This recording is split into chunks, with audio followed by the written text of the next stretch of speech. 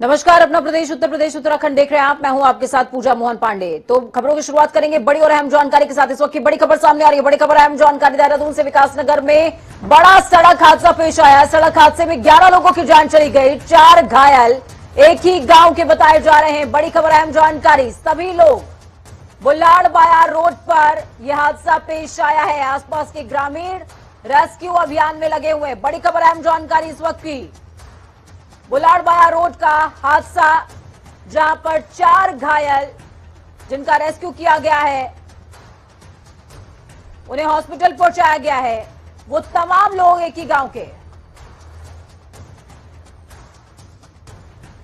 Phone line पर हमारे संवाददाता अजीत कांबोज जुड़े हुए हमारे साथ में। अजीत, क्या कुछ अपडेट है?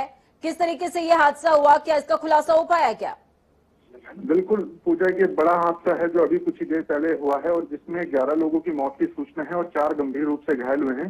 और जिस तरह की जो ये एरिया है, इसकी अगर बात की जाए तो काफी इंटीरियर ही एरिया पड़ता है और राजधानी देहरादून के मुख्य शहर से लगभग 100 किलोमीटर इसकी दूरी है। तो ये बड़ा हादसा हुआ है, सड़क हादसा इसको बताया जा रहा है। हालांकि मौके पर अब स्थानीय प्रशासन और एसडीआरएफ की टीमें पहुंच गई हैं, लेकिन जो रेस्क्यू ऑपरेशन था वो ग्रामीणों की तरफ से चलाया गया, जिसमें 11 लोगों की मौत की पुष्टि हो चुकी है और 4 जो गंभीर हैं उनको अस्पताल की तरफ रवाना किया गया है। तो एक बड़ा हादसा सुबह सवेरे हुआ है, जिसको लेकर अब स्थानीय प्रशासन भी मौके पर है। जी ठीक है, बहुत शुक्रिया हमारे साथ जुड़ने के लिए, अहम जानकारी साझा करने के लिए अजीत।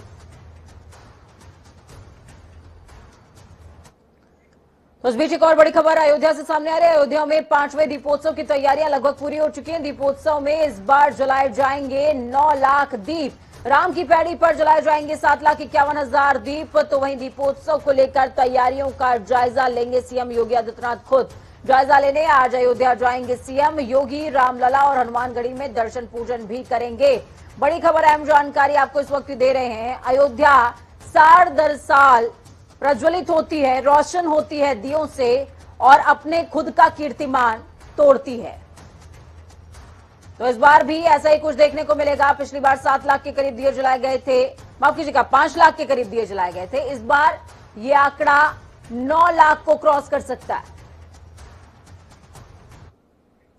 तो वहीं उत्तर प्रदेश के मुख्यमंत्री सरदार वल्लभ भाई पटेल की जयंती यानी कि एकता दिवस के मौके पर सरदार वल्लभ भाई पटेल की मूर्ति पर माल्यार्पण करके मोटरसाइकिल यात्रा को हरी झंडी दिखाते नजर आए। इस दौरान योगी आदित्यनाथ ने कहा कि आज सरदार पटेल की जन्म जयंती है। मैं पूरे प्रदेश में सभी प्रदेशवासियों को बताना चाहता हूं कि लौह पुरुष सरदार वल्लभ भाई पटेल के जन्मदिन को राष्ट्रीय एकता दिवस के तौर पर मनाने की परंपरा को आज हम आगे बढ़ा रहे हैं।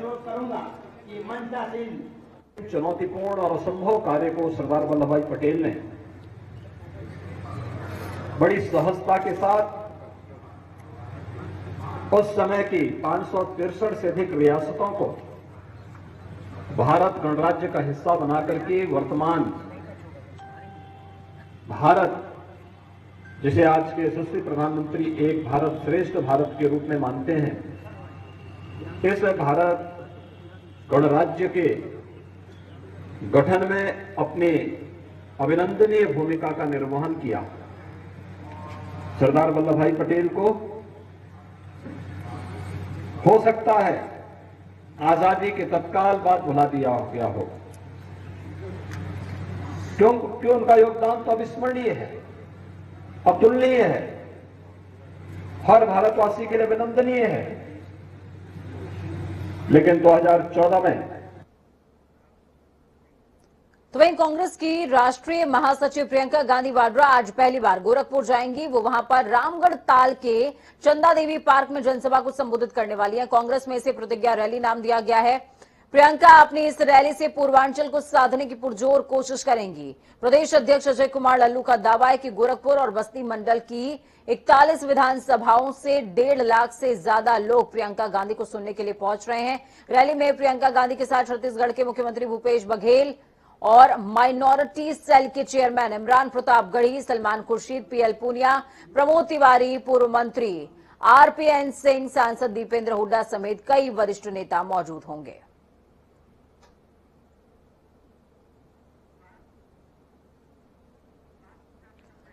हमारे साथ में ग्राउंड जीरो से जुड़ चुके हैं सुभाष गुप्ता। सुभाष, क्या कुछ अपडेट है? कैसी तैयारियां, सुरक्षा के कैसे इंतजाम?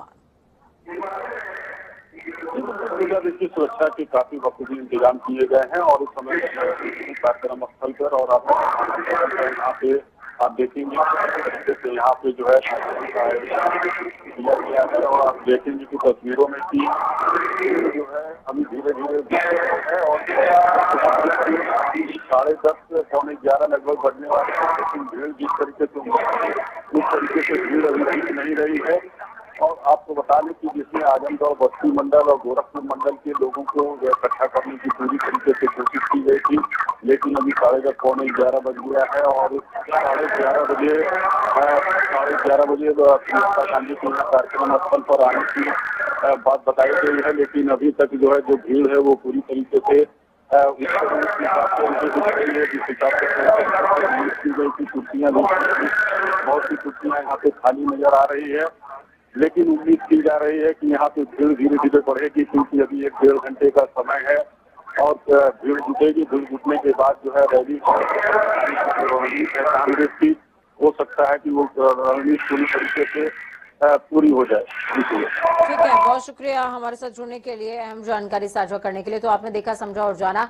तमाम जो चित्र हैं वो दिखाए हैं इस समय सुभाष ने। कहीं कुर्सियां खाली हैं तो कहीं कुर्सियां भरी भी हुई हैं। ऐसे में लोगों के आने का सिलसिला बदस्तूर जारी है। दावा है कि 1.5 लाख से ज्यादा लोग प्रियंका गांधी को सुनने आएंगे। तो वहीं दूसरी तरफ उत्तर प्रदेश में आज का दिन ताबड़तोड़ रैलियों के नाम रहने वाला है। समाजवादी पार्टी के मुखिया अखिलेश यादव भी आज हरदोई में विजय रथ लेकर पहुंचने वाले हैं, जहां उनका जगह जगह स्वागत होगा।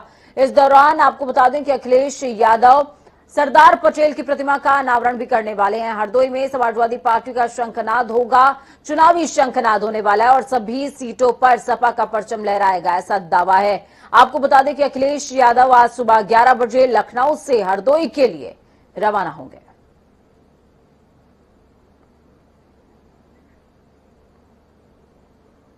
तो बेहद खास है, हरदोई पहुंचने वाले हैं अखिलेश यादव।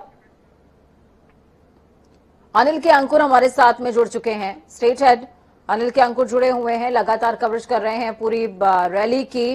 अनिल जी, जिस तरीके से तमाम हुजूम अमूमन देखने को मिलता है रैलियों के दौरान अखिलेश यादव के, क्या हरदोई में भी ऐसा ही अनुमान लगाया जाए?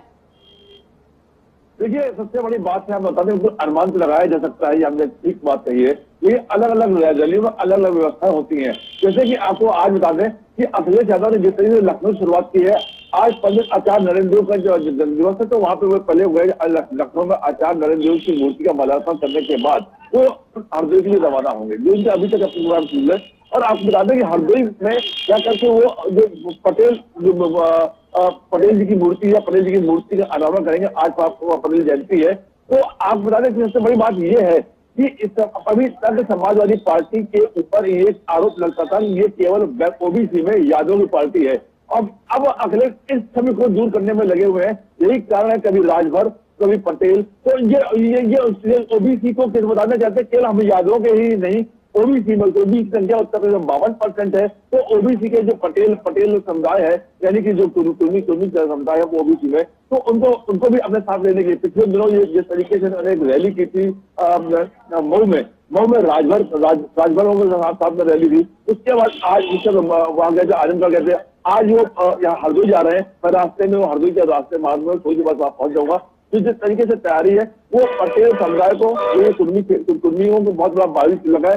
कुर्मी का जो इलाका है, बता दें, अगर गंगवार है तो गंगवार पश्चिम उत्तर प्रदेश से शुरू होते हैं, पश्चिम उत्तर प्रदेश में गंगवार है और यहाँ पे पटेल है, इलाहाबाद और इस साइड में पटेल आते हैं, कानपुर बिहार में उत्तम पटेल उत्तम आते हैं। और ऐसे ही बाराबंकी आज क्षेत्र में जितना शाहजहांपुर इलाका है, यहाँ पे वर्मा लोग लिखते हैं कुर्मी लोग। तो इनका बहुत बड़ा क्षेत्र है और ये लोग जहाँ तक किसानी करते हैं और नौकरी में भी इनका पर्याप्त दखलंदाजी है। बिल्कुल, दखलंदाजी तमाम जातियों की है और ऐसे में समाजवादी पार्टी मुखिया अखिलेश यादव ये प्रूफ करने में लगे हुए हैं कि समाजवादी पार्टी सिर्फ यादवों की नहीं बल्कि तमाम जातियों की पार्टी है। बहुत शुक्रिया हमारे साथ जुड़ने के लिए, अहम जानकारी ग्राउंड जीरो से साझा करने के लिए। इस बीच बड़ी खबर सामने आ रही है, आरएलडी आज अपना चुनावी घोषणा पत्र जारी कर सकती है। विधानसभा चुनाव 2022 के मद्देनजर आरएलडी का घोषणा पत्र जारी होगा। जयंत चौधरी 12:30 बजे घोषणा पत्र को जारी करने वाले हैं। राजधानी लखनऊ के रविंद्रालय में आरएलडी यानी कि राष्ट्रीय लोक दल का कार्यक्रम सुनिश्चित हुआ है और इस कार्यक्रम के दौरान घोषणा पत्र जारी किया जाएगा। बड़ी खबर, अहम जानकारी आपको दे रहे हैं चुनाव लड़ने के लिए पहला हथियार होते हैं कार्यकर्ता और दूसरा सबसे बड़ा और सबसे सशक्त हथियार होता है घोषणा पत्र। तो जयंत चौधरी आज दूसरे ब्रह्मास्त्र का इस्तेमाल करेंगे। अब देखना यह होगा कि इस ब्रह्मास्त्र का जादू जनता पर कितना चल पाता। हैदराबाद की चार मीनार से निकलकर एआईएमआईएम के चीफ असदुद्दीन ओवैसी यूपी के प्रयागराज से आगामी विधानसभा चुनाव 2022 के कुंभ में उतर चुके हैं। यूपी में एआईएमआईएम 100 सीटों पर अपने प्रत्याशी उतार रही है। ओवैसी की उत्तर प्रदेश खासकर पश्चिम में यूपी में एंट्री से विपक्षी पार्टियों में खलबली है। मुस्लिमों के बड़े नेताओं की नींद उड़ी हुई है। आपको बता दें एआईएमआईएम के राष्ट्रीय अध्यक्ष असदुद्दीन ओवैसी दोपहर 1 बजे के करीब सहारनपुर पहुंच जाएंगे और जनसभा को संबोधित भी करेंगे। इस दौरान वहां भारी संख्या में लोगों के पहुंचने की उम्मीद है। बड़ी खबर अहम जानकारी, भाजपा की पूर्व सांसद के अखिलेश यादव से मुलाकात। सावित्रीबाई फुले अखिलेश यादव से मिलने पहुंची हैं। वाकया कल का है लेकिन ब्रेक इसलिए कर रहे हैं क्योंकि बहुत ज्यादा अहम है।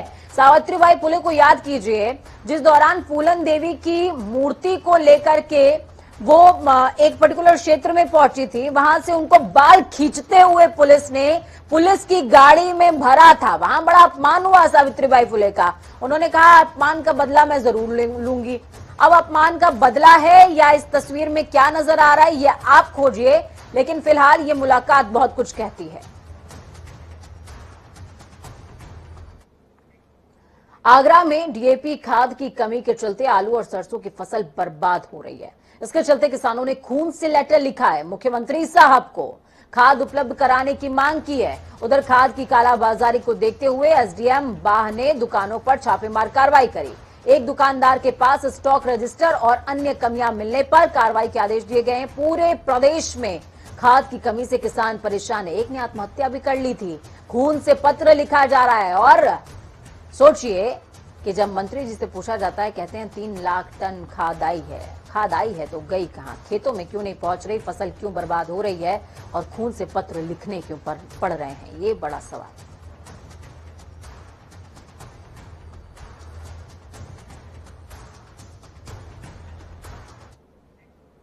चलिए खबरों में आगे बढ़ते हुए बात देवभूमि की कर लेते हैं। सरदार वल्लभ भाई पटेल की जयंती पर आज पूरे प्रदेश में एकता दिवस मनाया जा रहा है। इसी मौके पर देहरादून में रन फॉर यूनिटी दौड़ का आयोजन हुआ।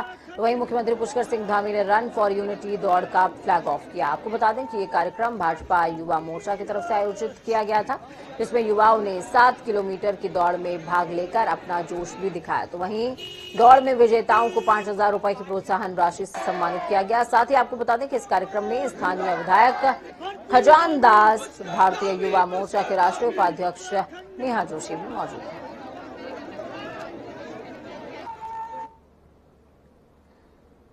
कुछ देर में कांग्रेस नेता हरीश रावत की प्रेस कॉन्फ्रेंस होगी। बड़ी खबर अहम जानकारी, हरीश रावत के साथ प्रोफेसर गौरव वल्लभ भी रहेंगे मौजूद। अमित शाह के दौरे पर हमला कर सकते हैं, प्रदेश के मुद्दे पर अपनी बात रखेंगे। अब समझिए ये पीसी क्यों हो रही है। कल जिस दौरान अगर आप अमित शाह को सुन रहे होंगे तो उनकी ललकार आपने सुनी होगी। उन्होंने कहा कि जिस दौरान कांग्रेस सत्ता में थी, कांग्रेस ने कितने चुनावी वादे अपने पूरे कर दिए, वो किसी चौराहे पर आ जाएं और मुझसे डिबेट कर लें। तो खुली चुनौती स्वीकार कर ली हरीश रावत ने। उसी को लेकर प्रेस कॉन्फ्रेंस करेंगे, बीजेपी पर निशाना भी साधेंगे और बताएंगे कि कांग्रेस के कार्यकाल में हुआ क्या है और बाकी आपने क्या छोड़ दिया। तो वहीं हमारे साथ में आपको बता दें कि अजीत कांबोज जुड़ चुके हैं ग्राउंड जीरो से। अजीत, क्या कुछ अपडेट है ग्राउंड जीरो से? क्योंकि हरीश रावत जिस तरीके से आक्रामक मोड में नजर आ रहा है, वो अपने आप में कहीं ना कहीं कांग्रेस को जीवन देता नजर आ रहा है। अमित शाह ने सीधे टारगेट किया हरीश रावत को, कहते हैं किसी भी चौराहे पर आ जाइए और बात कर लीजिए। बिल्कुल, जिस तरह से अमित शाह उत्तराखंड का 1 दिवसीय दौरा करके गए हैं और जनसभा में जो सीधा निशाना था वो पूर्व मुख्यमंत्री हरीश रावत पर था। तमाम तरह के आरोप हरीश रावत पर लगाए गए हैं, जिसके बदले में हरीश रावत ने भी तत्काल ही देर शाम को 5 बजे पत्रकार वार्ता की थी और उसमें कई तरह की बातें की थी और सीधे तौर पर अमित शाह की चुनौती को स्वीकारते हुए कहा था कि आप अपने आंकड़े लेकर प्रस्तुत होइए और मैं अपनी कांग्रेस सरकार के आंकड़े लेकर प्रस्तुत होगा, तो उसमें क्लियर हो जाएगा कि कौन कितना काम उत्तराखंड में कर चुका है। तो ऐसे में साफ है कि अब दोनों ही राजनीतिक दलों की तरफ से जो चुनाव चुनावी लड़ाई है वो सामने आ चुकी है। देर शाम को पत्रकार वार्ता में आरोपों का जवाब हरीश रावत की तरफ से दिया जा चुका है और अब से कुछ ही देर बाद हरीश रावत दोबारा पत्रकार वार्ता करने जा रहे हैं, जिसमें एआईसीसी के जो प्रवक्ता है बल्लभ जी वो भी बैठने वाले हैं। तो कुल मिलाकर केंद्र और प्रदेश के जो तमाम मुद्दे हैं भाजपा के खिलाफ वो आज हरीश रावत आरोपों के तौर पर लगा सकती है। और जिस तरह की तमाम बातें उत्तराखंड में अमित शाह कहकर गए हैं कि कांग्रेस ने क्या कुछ किया अपने 10 साल के कार्यकाल में और अगर प्रदेश का विकास करना है तो भाजपा को दोबारा सत्ता में आना होगा और तमाम तरह की ऐसी चीजें हैं, फिर चाहे वो फिर हरीश रावत सरकार के समय की डैनिश शराब की बात हो या फिर उनके समय पे जो तमाम तरह के कार्य किए गए, चाहे उसमें स्टिंग की भी बात हो, तो तमाम ऐसे विषय थे जिनको अमित शाह ने सीधे जनसभा के बीच में एक संबोधन के दौरान कहा था और उनका जवाब देने के लिए खुद हरीश रावत भी सामने आए थे। अब इंतजार इस बात का है कि अब कुछ ही देर बाद जब हरीश रावत दोबारा प्रेस कॉन्फ्रेंस कर रहे हैं तो उसमें किन आरोपों को लेकर वो सामने आएंगे या अपनी सफाई में क्या कुछ कहते हैं, तो इन चीजों का भी इंतजार रहेगा। बिल्कुल अजीत, इन्हीं तमाम सवालों का जवाब प्रेस कॉन्फ्रेंस के दौरान मिलने वाला है। बहुत शुक्रिया हमारे साथ जुड़ने के लिए, अहम जानकारी साझा करने के लिए। स्वतंत्र भारत में ये पहला मौका है जब प्रधानमंत्री नरेंद्र मोदी अपने कार्यकाल में 5वीं बार बाबा केदार के दर्शनों के लिए केदारनाथ पहुंचेंगे। वो अपने पहले कार्यकाल में 4 बार बाबा केदारनाथ के दर्शन कर चुके थे। अब 5 नवंबर को प्रधानमंत्री नरेंद्र मोदी भगवान केदारनाथ के दर्शन करेंगे और कई विकास कार्यों का लोकार्पण और शिलान्यास भी होगा। पीएम के इस दौरे के मद्देनजर तैयारियां तेज कर दी गई हैं। प्रशासन से लेकर बीजेपी के सभी पार्टी नेता तैयारियों में जुटे हुए हैं। प्रधानमंत्री आदि गुरु शंकराचार्य की मूर्ति का लोकार्पण भी करेंगे, साथ ही केदारपुरी में चल रहे निर्माण कार्यों का निरीक्षण भी करने वाले हैं।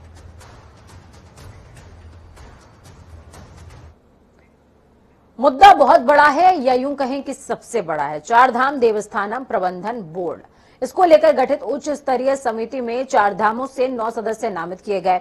सचिव धर्मस्व हरीश चंद्र सोमवाल ने नामित सदस्यों को आदेश जारी किए हैं। आपको बता दें कि तीर्थ पुरोहितों की देवस्थानम बोर्ड को भंग करने की मांग पर सरकार ने पूर्व राज्यसभा सांसद मनोहर कांत ध्यानी की अध्यक्षता में उच्च स्तरीय समिति का गठन किया था। इस समिति में 4 धामों से तीर्थ पुरोहितों को सदस्य नामित करने का फैसला भी लिया गया, जिसके बाद शासन ने इस समिति में 9 सदस्य नामित करने के शासनादेश जारी किए। पहली रिपोर्ट मिल चुकी है।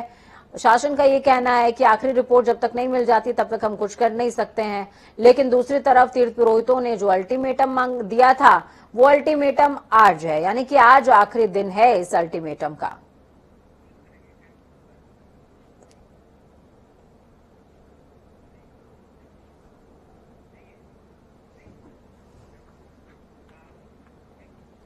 तो 4 धाम इस समय सरकार के लिए कहीं ना कहीं गले की फांस बना हुआ है। अब देखना यह होगा कि आखिरकार इस पर विजय कैसे सरकार प्राप्त करती है। वक्त यहाँ पर छोटे से ब्रेक का, ब्रेक के उस पार खबरों का सफर लगातार जारी है। बने रहिए जनता टीवी के साथ, क्योंकि हमें आपकी ताकत, अपना और अपनों का बहुत ज्यादा ख्याल रखें। नमस्कार।